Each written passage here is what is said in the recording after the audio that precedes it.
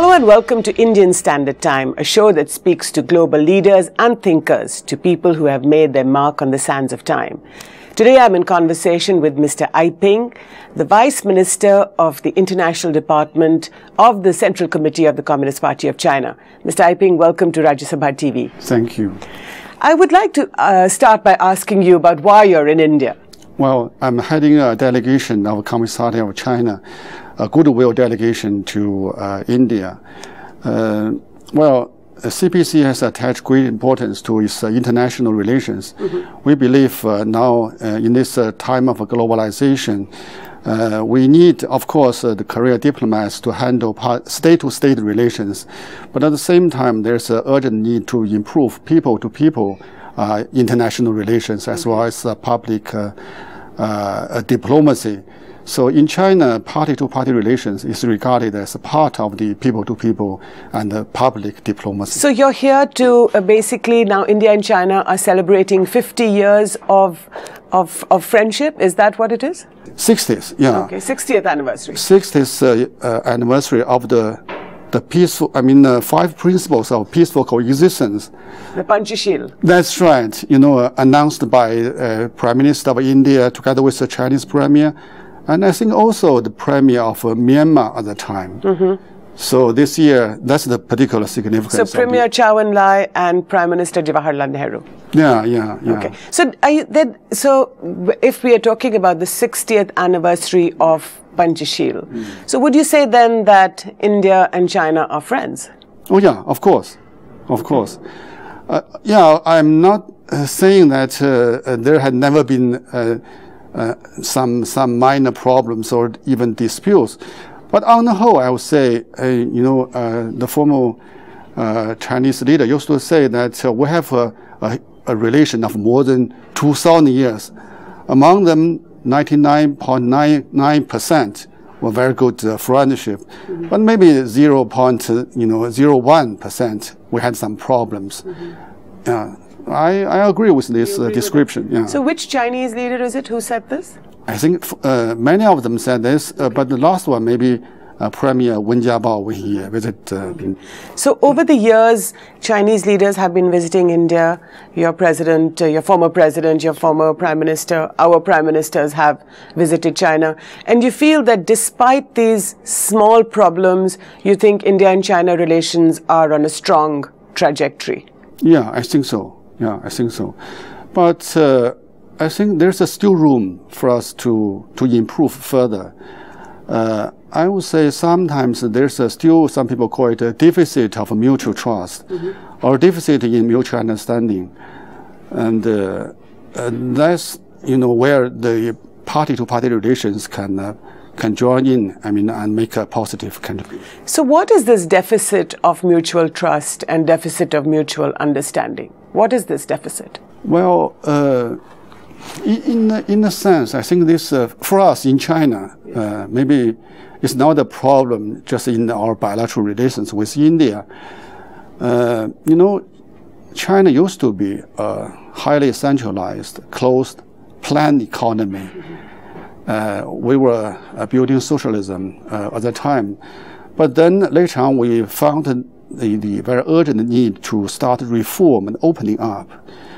In the era of globalization, if we close ourselves up, we wouldn't be able to have enough information about the outside world, still less to promote economic development. Of course, we have been engaged in reform and opening up for more than 3 decades. But personally, I would like to say there's a still shortage.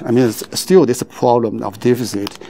We need to understand the outside world more, and we also need to allow the international community to understand us more. Comrade Ai Ping, China is a very interesting country. I think it's perhaps the most interesting country in the world. It's not only an ancient civilization, but the way you have been able to reinvent this old country and make it a brand new modern country. I think it's a fascinating development and perhaps the most interesting and important development in our times. But I'm just interested in knowing from your perception, this mutual deficit that you talk of, this lack of trust between India and China, what does that mean to you as a leader? With India particularly? Yeah, with India in particular, but I don't think the problem actually is just with India. In India, I noticed that, for example, we talked about TV channels just now. There are many TV channels. There are many joint ventures. I mean, for example, CNN, BBC, all these international channels, they have their branch here in India. And they would disseminate information about China all the time. So in a sense, people still rely a lot on multinational media, like CNN, like BBC, maybe like Reuters, for their information about other countries, including China. Well, I'm not saying that they are... But do you think the Indian media doesn't understand China as much as it should? Maybe not more than CCTV understand India. You described about China, but for me, India is just like that. India is, for me, India is the... Well, if there is one country in this world that China should understand the best, I would say that is India.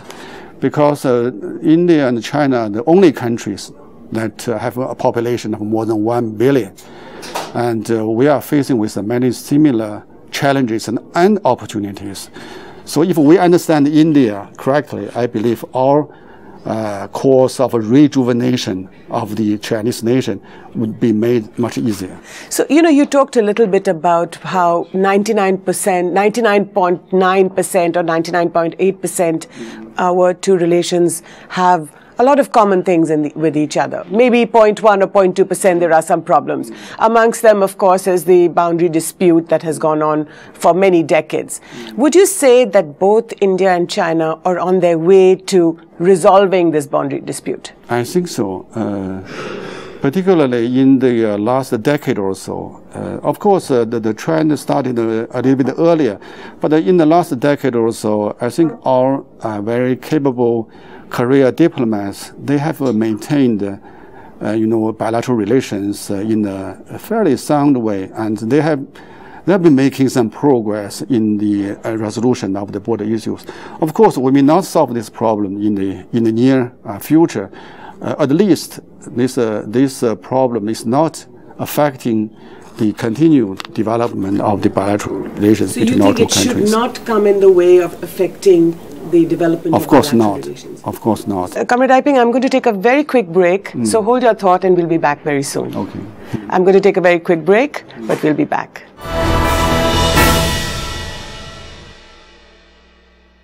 Welcome back. You're watching Indian Standard Time, and I'm in conversation with Comrade Iping, the Vice Minister of the International Development of the Central Committees of the Communist Party of China.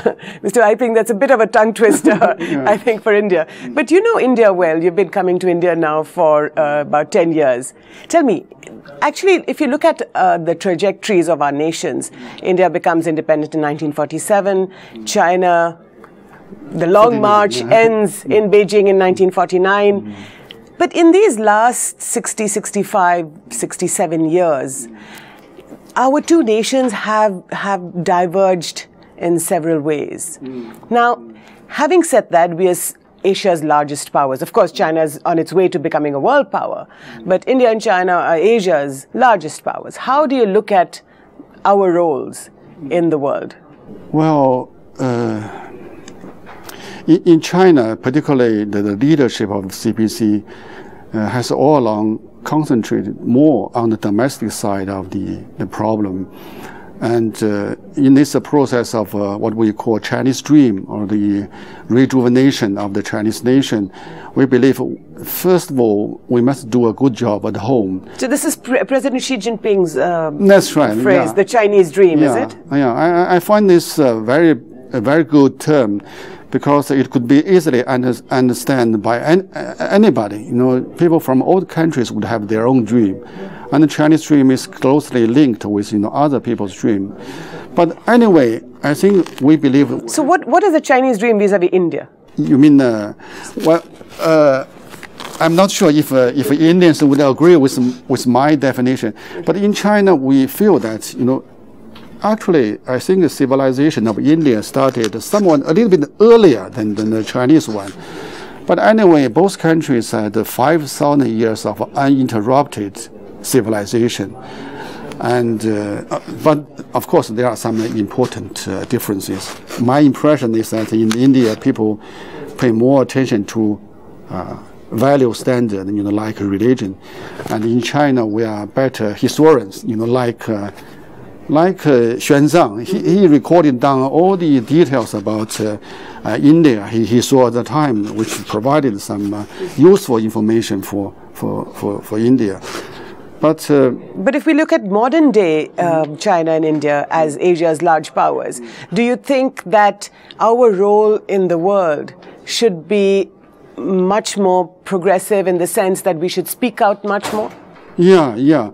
But at least, in China, we felt that first we have to do a good job at home to promote economic development, because economy provides a solid foundation for our power or for our capacity to overcome obstacles in the rejuvenation of the civilization. So is that the idea behind the maritime Silk Route that President Xi Jinping has been talking about now for the last few months? But there's one link between this Chinese dream and maritime Silk Road. Okay.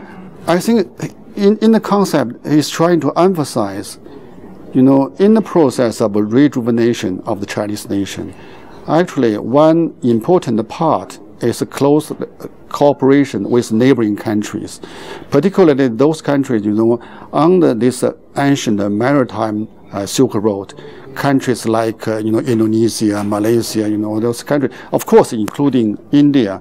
So we believe that we cannot develop just ourselves.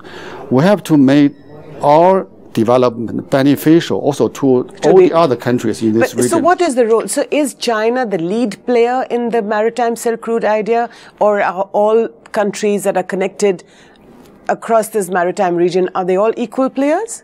Yeah. I think we are just, in a sense, promote this idea. We hope that other countries can join us in this concept of a maritime Silk Road.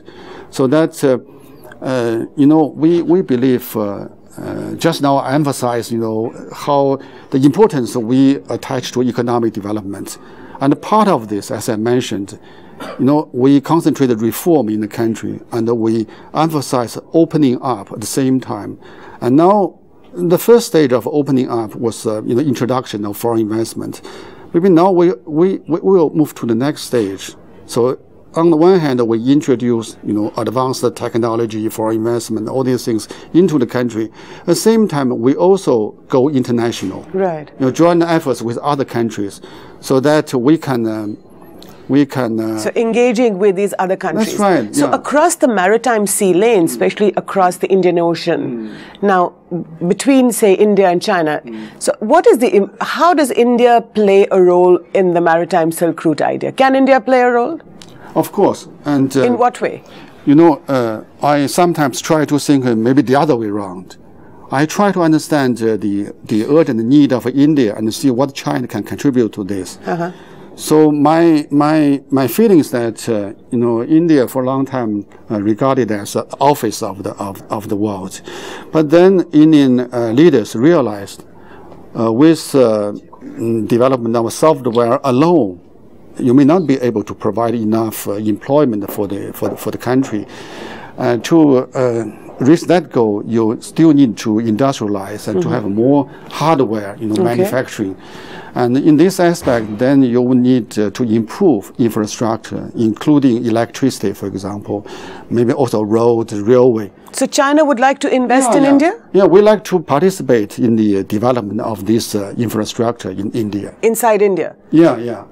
And so are you saying then that the bilateral trade relations that we have, about $62 billion, which are actually heavily in your favor, in China's favor, do you think that you could expand that by also opening up investment in India and in China? Well, I think I'm, just like, President Xi Jinping, I'm just trying to promoting these concepts of international economic cooperation, or what we say, practical cooperation. When we say practical cooperation, we mean in addition to diplomatic relations, but cooperation in economic development, in cultural exchange, and in other sectors. So we believe that how the best way actually to make up for this deficit of trust, that's my personal belief, is to engage in cooperation in concrete way. So in this, through this process, we improve mutual understanding and we build trust. Okay, Comrade Aiping, hold your thought. I'm going to take a very quick break.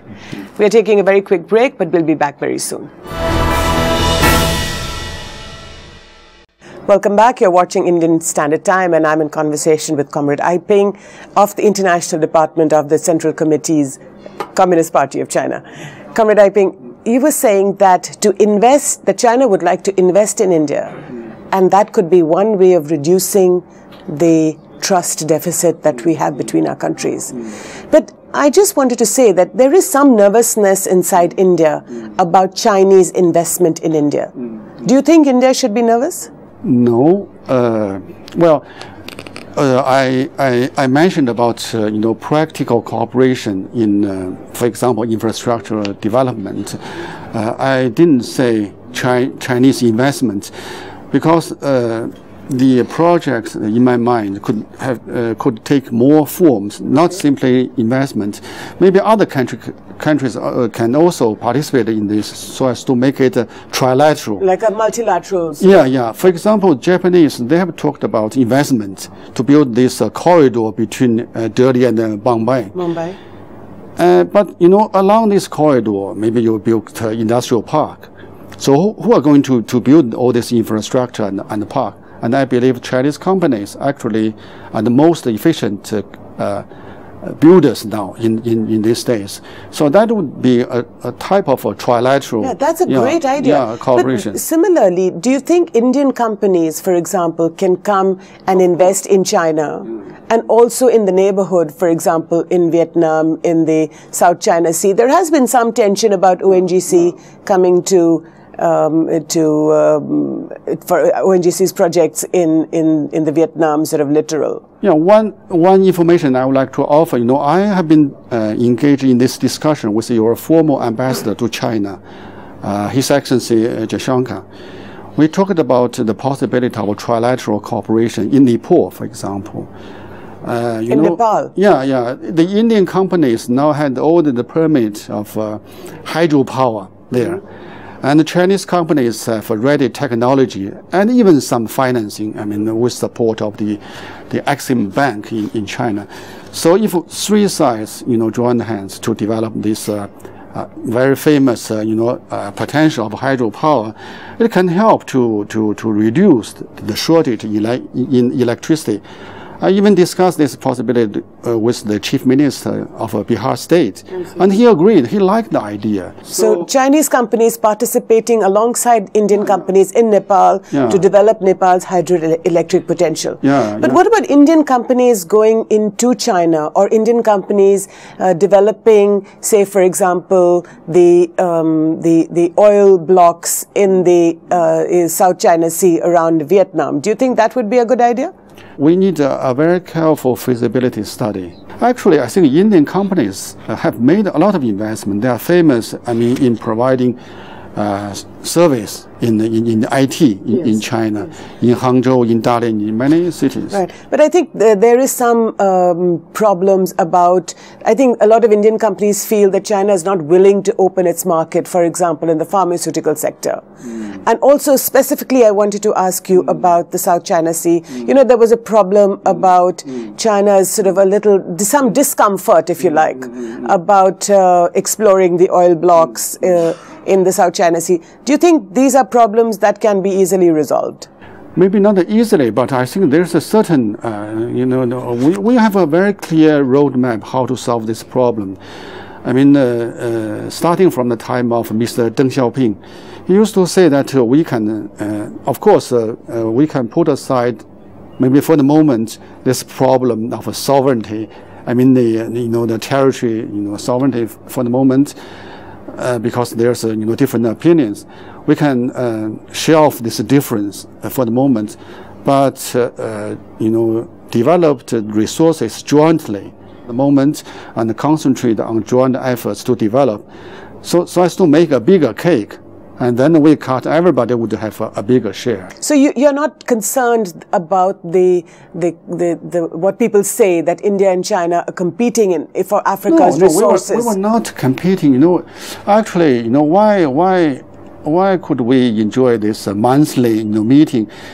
Some countries they concerned about themselves about.